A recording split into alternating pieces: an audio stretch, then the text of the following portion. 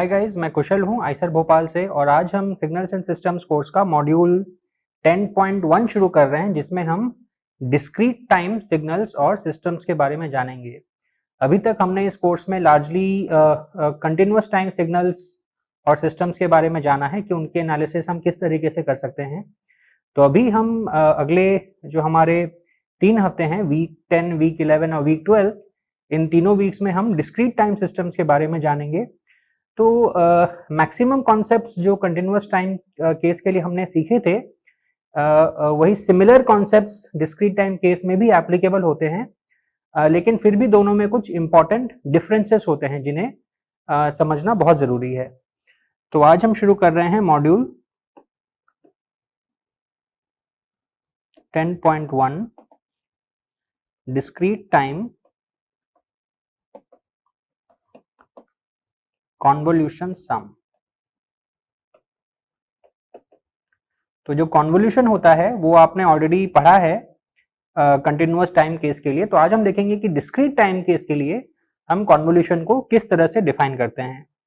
तो एक बार आपको फिर मैं याद दिला दूं कि अगर आपके पास कोई LTI सिस्टम है, लीनियर टाइम इनवेरिएंट सिस्टम है, जिसका इंपल्स रिस्पॉन्स है h ऑफ t, तो उसमें हम अगर कोई इनपुट देते हैं x ऑफ t और उसका अगर आउटपुट आता है y ऑफ t, तो उस आउटपुट को हम लिख सकते हैं x of t convolved with h of t, और ये कॉन्वोल्यूशन को हम कॉन्वोल्यूशन इंटीग्रल के द्वारा रिप्रेजेंट करते हैं, जो होता है -∞ to ∞ x of tau h of t minus tau d tau. तो क्योंकि ये कंटिन्यूअस टाइम केस है तो यहाँ पे हमने इंटीग्रेशन के माध्यम से इस कॉन्वोल्यूशन को रिप्रेजेंट किया है। ये सिमिलर चीज आप डिस्क्रीट टाइम केस में भी कर सकते हैं। अगर आपके पास कोई डिस्क्रीट टाइम LTI सिस्टम है,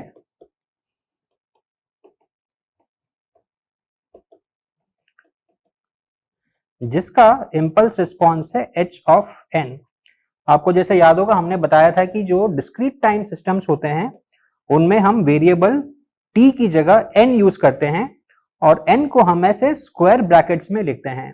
तो अगर कोई भी वेरिएबल इस तरीके से अगर स्क्वायर ब्रैकेट में लिखा हुआ है तो ऑटोमेटिकली आप समझ जाइएगा कि वो डिस्क्रीट टाइम सिग्नल या सिस्टम है। तो फिर उसी तरीके से इस LTI सिस्टम में हम अगर एक डिस्क्रीट टाइम इनपुट देते हैं x ऑफ n, तो हमारे पास जो आउटपुट आता है y ऑफ n, उसको हम फिर से इनपुट और सिस्टम के इंपल्स रिस्पॉन्स के कॉन्वोल्यूशन के फॉर्म में लिख सकते हैं।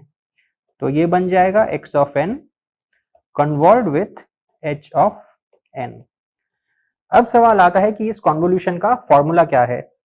तो कंटिन्यूअस टाइम केस में तो हमने इस तरीके से इंटीग्रेट किया जिससे हमें फाइनल आउटपुट मिला, पर यहाँ पे डिस्क्रीट टाइम केस में हम ऐसे इंटीग्रेट नहीं कर सकते हैं, क्योंकि कंटिन्यूअस टाइम केस में टाइम वेरी कर रहा है कंटिन्यूअसली, पर डिस्क्रीट टाइम में वो सिर्फ डिस्क्रीट वैल्यूज ही ले रहा है, जिसकी वजह से इंटीग्रेशन का कोई मतलब नहीं बनता है। तो यहाँ पे हम इंटीग्रेशन की जगह पे सम यूज करते हैं और इस कॉन्वोल्यूशन को हम लिखते हैं summation k is equal to -∞ to ∞ x of k convolved with h of n minus k।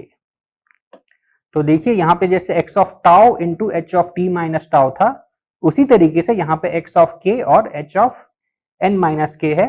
फर्क इतना है कि यहाँ पे इंटीग्रेशन था फ्रॉम -∞ टू +∞, और डिस्क्रीट टाइम केस में हमारे पास समेशन आ गया है फ्रॉम -∞ टू +∞।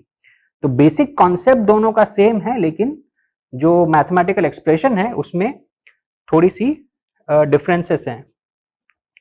अब ये सवाल आता है कि ये जो हमारा एक्सप्रेशन है इस तरीके से कॉन्वोल्यूशन सम का, ये आया कहाँ से।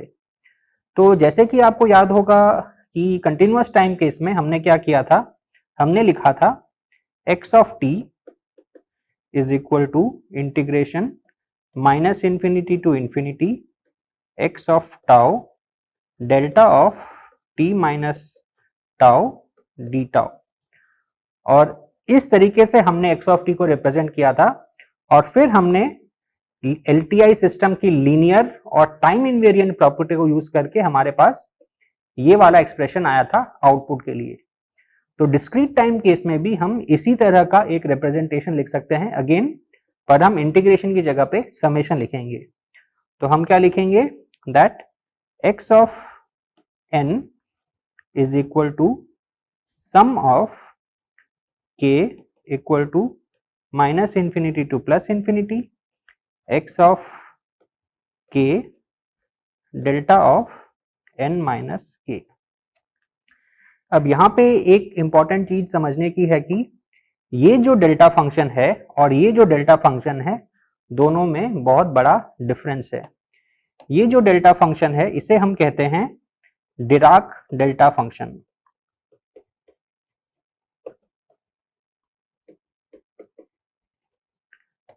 पर ये जो डेल्टा फंक्शन है इसे हम कहते हैं क्रोनेकर डेल्टा फंक्शन।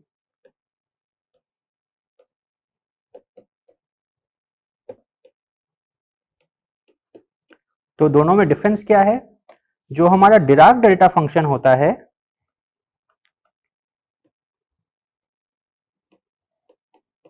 वो सिर्फ t equal to non zero होता है और t इक्वल टू जीरो पे उसकी एक्चुअल वैल्यू जो होती है वो इनफाइनाइट होती है। पर हम अगर इस फंक्शन को माइनस इंफिनिटी से प्लस इंफिनिटी तक इंटीग्रेट करें तो इस इंटीग्रेशन की वैल्यू होती है 1, यानी कि ऑल्दो इस सिग्नल की वैल्यू है infinity at this particular time, लेकिन जो एरिया अंडर द कर्व है वो होता है यूनिटी। उसकी जगह पे जो हमारा क्रोनेकर डेल्टा फंक्शन होता है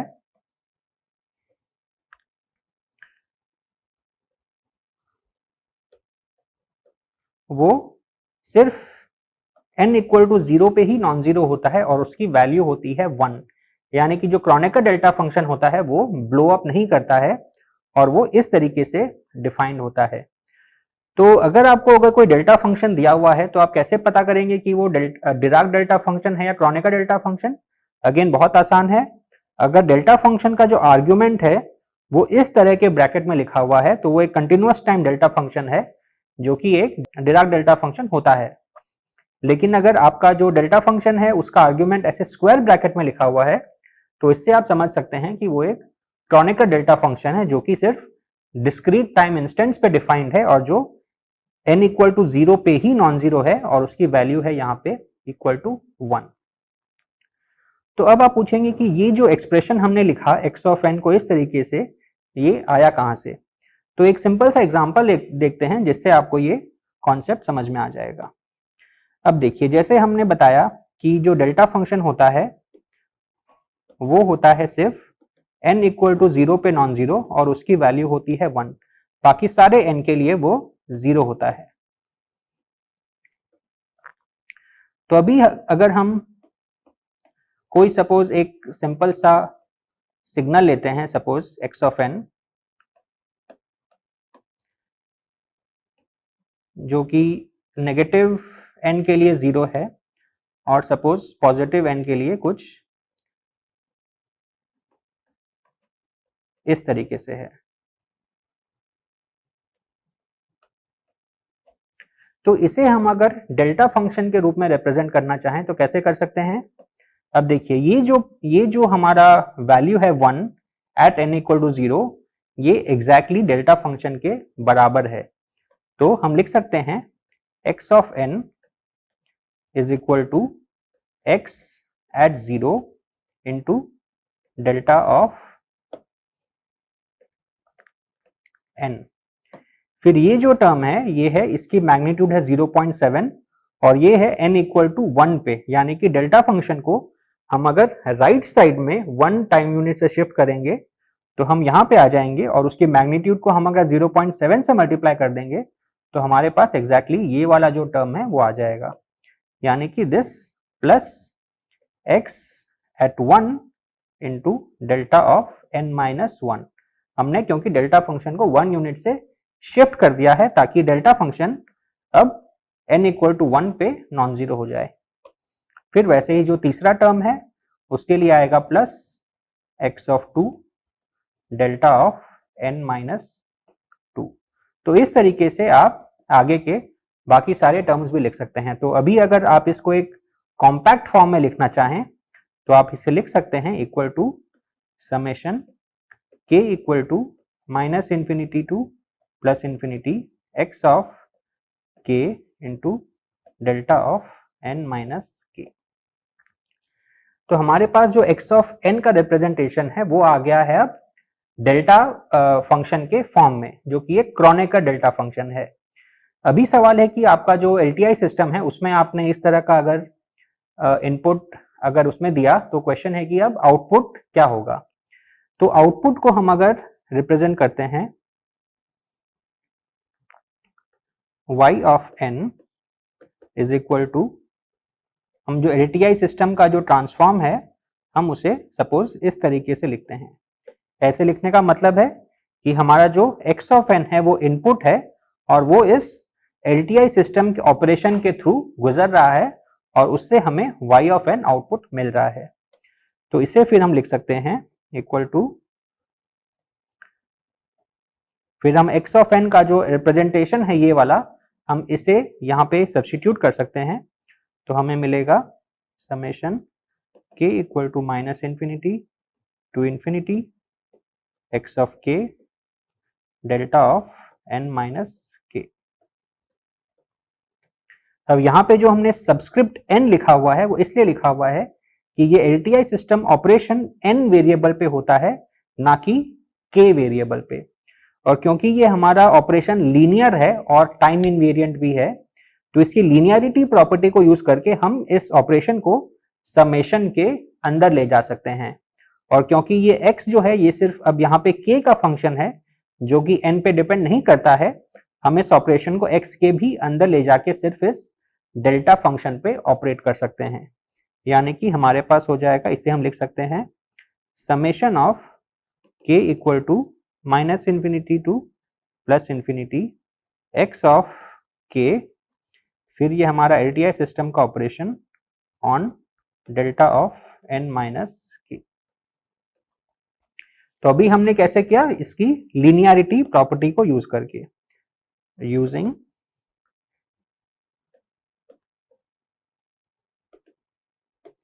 लीनियरिटी। अभी हम इस एलटीआई सिस्टम को इस डेल्टा फंक्शन पे अप्लाई कर रहे हैं, तो इसका आउटपुट क्या होगा। अब हम यहाँ पे उसका जो टाइम इनवेरिएंट प्रॉपर्टी है उसको हम यूज कर सकते हैं। कैसे करेंगे, क्योंकि अगर हम लिख रहे हैं कि जो डेल्टा ऑफ n है उसका आउटपुट अगर h ऑफ n है, जिसे हम कहते हैं उसका इम्पल्स रिस्पॉन्स,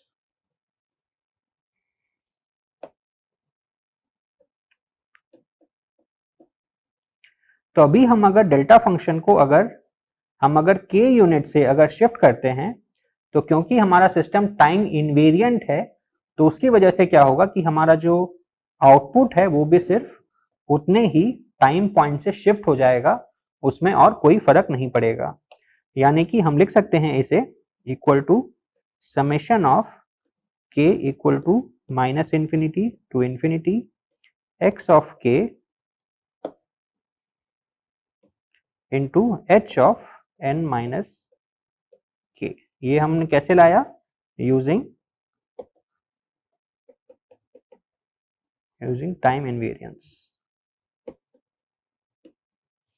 और जैसे कि आपको याद होगा पिछले पेज से कि एग्जैक्टली इस एक्सप्रेशन को हम लिखते हैं x of n convolve with h of n।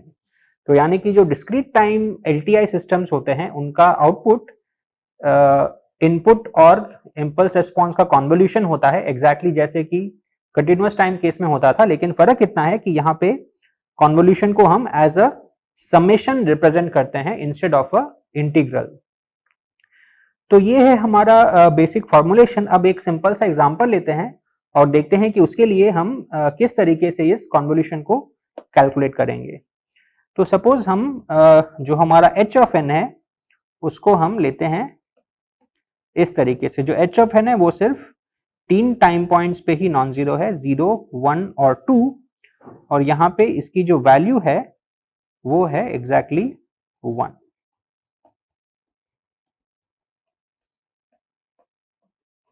और बाकी सारे टाइम पॉइंट्स के लिए ये हमारा जो इम्पल्स रिस्पॉन्स है ये 0 है।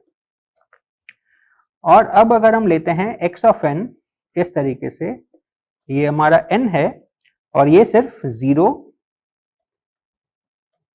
और 1 पे अगर नॉन जीरो है और इसकी जो वैल्यू है वो यहाँ पे है 2 और यहाँ पे है 0.5 और बाकी सारे टाइम पॉइंट्स के लिए इसकी जो वैल्यू है वो है 0 और ये है हमारा x ऑफ n। तो अभी हमें इन दोनों सिग्नल्स का हमें कॉन्वोल्यूशन कंप्यूट करना है। तो इस कॉन्वोल्यूशन को हम दो तरीके से कर सकते हैं और दोनों तरीके हम अभी देखेंगे। तो हम अगर इसे पहले तरीके से अगर करते हैं कि हम लिखते हैं कॉन्वोल्यूशन का formula y of n is equal to x of n convolved with h of n which is equal to summation of k equal to minus infinity to infinity x of k into h of n minus k, जो कि formula हमने अभी पिछले page पे derive किया।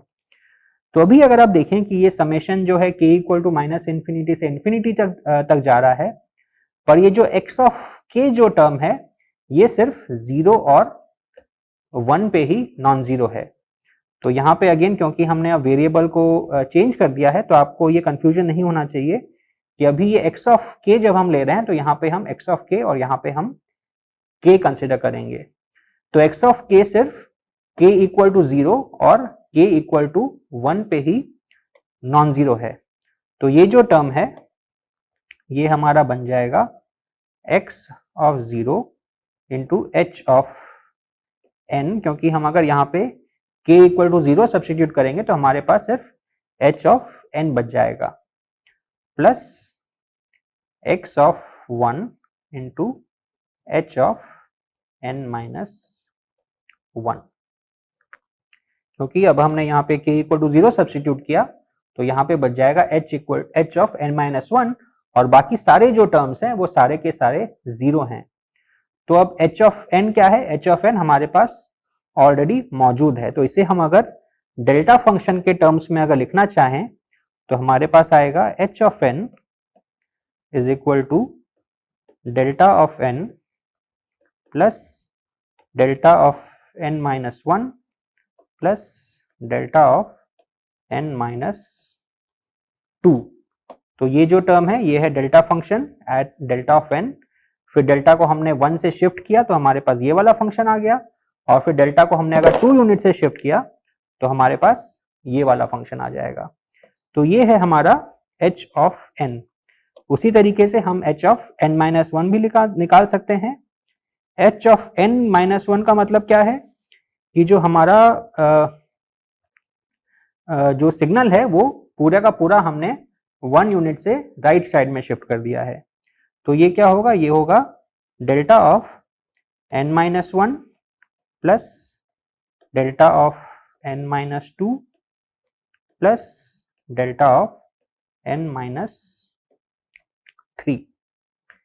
तो अब इन दोनों एक्सप्रेशंस को हम लेके यहाँ पे सब्स्टिट्यूट कर सकते हैं और यहाँ पे x ऑफ 0 क्या है, x ऑफ 0 है 0.5 और x ऑफ 1 जो है वो है 2, यानी कि हम इसको अगर 0.5 से मल्टीप्लाई करें तो यहाँ सारे जगह पे हमारे पास हाफ आ जाएगा और इसको अगर 2 से मल्टीप्लाई करें तो सब जगह हमारे पास 2 आ जाएगा।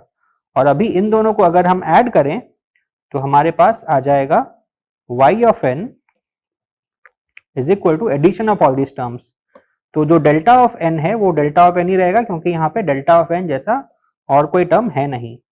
So this is half delta of n plus फिर जो डेल्टा ऑफ n माइनस 1 है उसके दो टर्म्स हैं तो ये ऐड होके ये 2.5 हो जाएगा या 5/2 डेल्टा ऑफ n माइनस 1।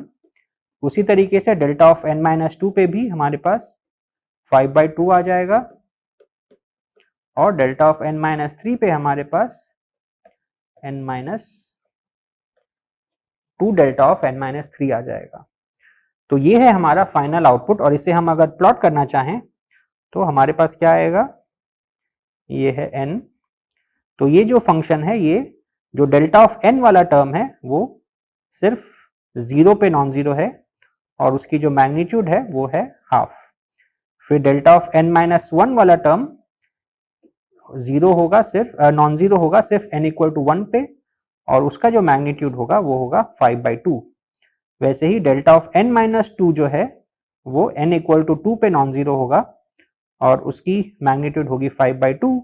और फाइनली जो delta of n minus 3 term है वो n इक्वल टू 3 पे नॉन जीरो होगा और उसकी मैग्नीट्यूड होगी 2। और बाकी सारे n के लिए जो हमारा आउटपुट है वो 0 होगा। तो ये है हमारा आउटपुट y ऑफ n जो कि हमने एक तरीके से कैलकुलेट किया है। अब इसी चीज को हम अगर दूसरे तरीके से कैलकुलेट करें तो देखते हैं वो हम किस तरीके से कर सकते हैं। तो हमें फिर से कैलकुलेट करना है convolution of x of n और h ऑफ n और उसको हम लिख सकते हैं summation of n equal to k equal to minus infinity to plus infinity x of k convolve with into h of n minus. तो अभी हम इन दोनों का कॉन्वोल्यूशन एक अलग तरीके से हम कंप्यूट करेंगे। तो जैसा कि हमने कंटिन्यूअस टाइम के केस के लिए भी किया था कि जो h of n minus k जो टर्म है उसे हम पहले फ्लिप करेंगे k एक्सिस में और फिर उसे हम n टाइम पॉइंट से हम शिफ्ट करेंगे। तो अगर हम ऐसा करेंगे तो वो जो सिग्नल है वो कैसा लगेगा, ये हमारा k एक्सिस है। तो हमारा सिग्नल का शेप तो नहीं बदलेगा क्योंकि वो 3 टाइम पॉइंट्स पे नॉन जीरो है और तीनों पे उसकी वैल्यू समान है। तो दिखने में तो वैसा ही होगा पर उसके जो k पॉइंट्स हैं जहां पे वो नॉन जीरो है वो बदल जाएंगे। तो अगर हमने h ऑफ k को अगर फ्लिप किया तो क्या होगा कि जो 2 है वो -2 पे चला जाएगा, जो 1 है वो -1 पे चला जाएगा और 0 जो है वो 0 पे ही रहेगा। तो इसे हम अगर फिर n टाइम पॉइंट से अगर शिफ्ट करते हैं आगे की तरफ तो यहां पे हमारा आ जाएगा n-2, यहां पे आ जाएगा n-1 और यहां पे हमारा आ जाएगा n। तो ये है हमारा h ऑफ n-k। और अभी हम देख सकते हैं कि अगर हम इस सिग्नल को और इस सिग्नल को अगर मल्टीप्लाई करेंगे तो वो कब नॉन जीरो होगा। तो ऑब्वियसली जब हमारा n अगर 0 से कम होगा तो ऑब्वियसली इन दोनों के बीच में कोई ओवरलैप नहीं होगा और नेट रिजल्ट जो है वो 0 आ जाएगा। और जब हमारा n-2 जब 1 से बड़ा होगा तब भी दोनों के बीच में कोई ओवरलैप नहीं होगा, यानी कि हमारा जो y ऑफ n है वो नॉन जीरो होगा सिर्फ from n equal to 0 to n equal to 3।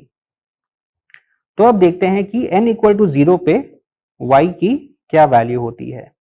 तो y ऑफ 0, तो जब y जब 0 है तो ये वैल्यू है -2, ये है -1 और हमें पता है कि -2 और -1 पे x जो है वो 0 है।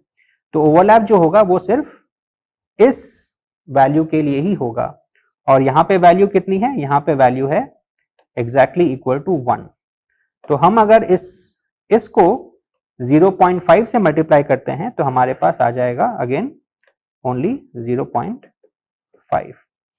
फिर y ऑफ 1 क्या होगा, y ऑफ 1 में ये पॉइंट है 1, ये पॉइंट है 0, ये पॉइंट है -1। तो -1 अगेन कोई ओवरलैप नहीं है बट 0 पर 0 और 1 का ओवरलैप है इन दोनों के साथ में। तो जो नेट रिजल्ट है वो होगा 0.5 प्लस 2 यानी कि 2.5। फिर y ऑफ 2 पे क्या होगा, y ऑफ 2 पे ये पॉइंट 0 है, ये पॉइंट 1 है और ये पॉइंट 2 है। तो 2 पे तो x की वैल्यू 0 है पर 0 और 1 पे हमारा जो वैल्यू है वो है 0.5 और 2। तो यानी कि x ऑफ 2 पे भी एग्जैक्टली वही सेम रिजल्ट आएगा 2.5। फिर y ऑफ 3 पे देखते हैं, y ऑफ 3 पे क्या होगा, जब y ऑफ 3 पे हम कर रहे हैं यानी कि हमारा जो n है वो 3 है, तो ये हो जाएगा 1, ये हो जाएगा 2 और ये हो जाएगा 3। तो ओवरलैप कहां पे होगा? ओवरलैप सिर्फ इस वैल्यू पे होगा, क्योंकि n इक्वल टू 3 पे ये है, ये 2 पे है और 2 पे x की कोई वैल्यू नहीं है। तो यानी कि y ऑफ 3 पे सिर्फ हमारा ये वाला ओवरलैप करेगा इसके साथ में, तो यहाँ पे y ऑफ 3 की वैल्यू आ जाएगी 2। तो अभी आप दोनों को कंपेयर कर सकते हैं कि पहले जो हमारा आया था एग्जैक्टली इसी तरह का हमारा आउटपुट आया था कि y n इक्वल टू 0 पे हाफ था, फिर 5/2, फिर 5/2, फिर 2 और फिर 0, और अभी भी हमारे पास एग्जैक्टली वही रिजल्ट आया है। तो कॉन्वोल्यूशन को आप दोनों ही तरीके से कर सकते हैं, डिपेंडिंग ऑन कि आपके पास किस तरह का सवाल दिया हुआ है। तो ये था एक basic introduction discrete time signal के लिए कॉन्वोल्यूशन का। अगले मॉड्यूल में हम इसी तरह के कॉन्वोल्यूशन के कुछ और एग्जांपल्स लेंगे और कॉन्वोल्यूशन के कुछ प्रॉपर्टीज भी देखेंगे और देखेंगे कि वो कंटिन्यूअस टाइम केस में और डिस्क्रीट टाइम केस में कितने सिमिलर हैं। Thank you.